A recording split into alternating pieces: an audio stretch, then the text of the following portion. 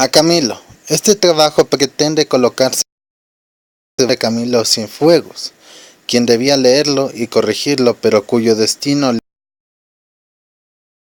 de estas líneas y las que siguen puede considerarse como un homenaje del ejército rebelde a un gran capitán, al más grande jefe de guerrillas que dio esta revolución, al revolucionario sin tacha y al amigo fraterno. Camilo fue el compañero de 100 batallas, el hombre de confianza de Fidel en los momentos difíciles de la guerra y el luchador abnegado que hizo siempre del sacrificio un instrumento para temperar su carácter y forjar el de la tropa. Creo que él hubiera aprobado este manual, donde se sintetizan nuestras experiencias guerrilleras, porque son el producto de la vida misma, pero él le dio el armazón de letras aquí expuesta, la vitalidad de esencia de su temperamento, de su inteligencia y de su audacia, que solo se logra en tan exacta medida en ciertos personajes de la historia. Pero no hay que ver a Camilo como un héroe aislado realizando hazañas maravillosas al pulso de su genio, sino como una parte misma del pueblo que lo formó, como forma sus héroes, sus mártires o sus conductores en la selección inmensa de la lucha con la rigidez de las condiciones bajo las cuales se efectuó. No sé si Camilo conocía la máxima de Danton sobre los movimientos revolucionarios: audacia, audacia y más audacia. De todas maneras, la practicó con su acción, dándole además el condimento de las otras condiciones necesarias al guerrillero: el análisis preciso y rápido de la situación, y la meditación anticipada sobre los problemas a resolver en el futuro. Aunque estas líneas que sirven de homenaje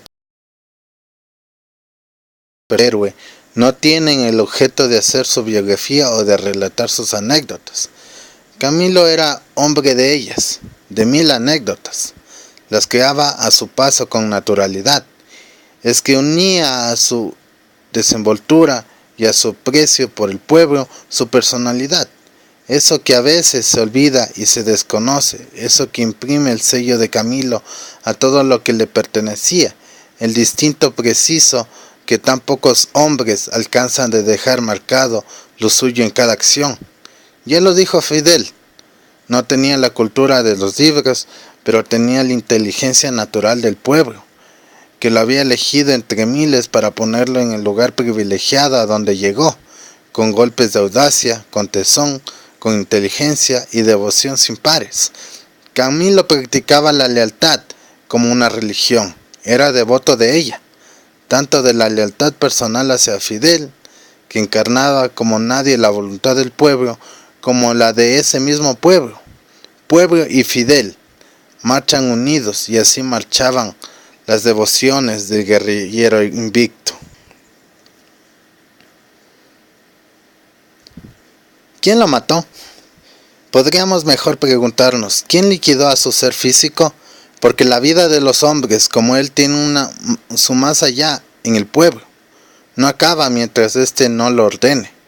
Lo mató el enemigo, lo mató porque quería su muerte, lo mató porque no hay aviones seguros, porque los pilotos no pueden adquirir toda la experiencia necesaria, porque sobrecargado de trabajo quería estar en pocas horas en La Habana, y lo mató su carácter.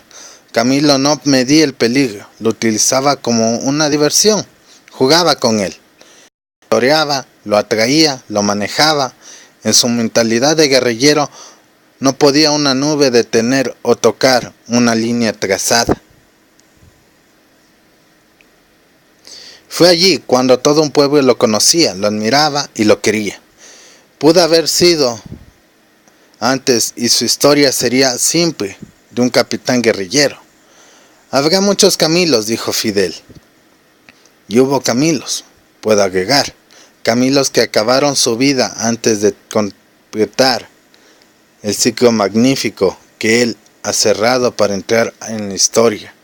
Camilo y los otros Camilos, los que no llegaron y los que vendrán, son el índice de la fuerza del pueblo, son la expresión más alta de lo que puede llegar a dar una nación en pie de guerra para la defensa de sus ideales más puros y con la fe puesta en la consecuencia de sus metas más nobles.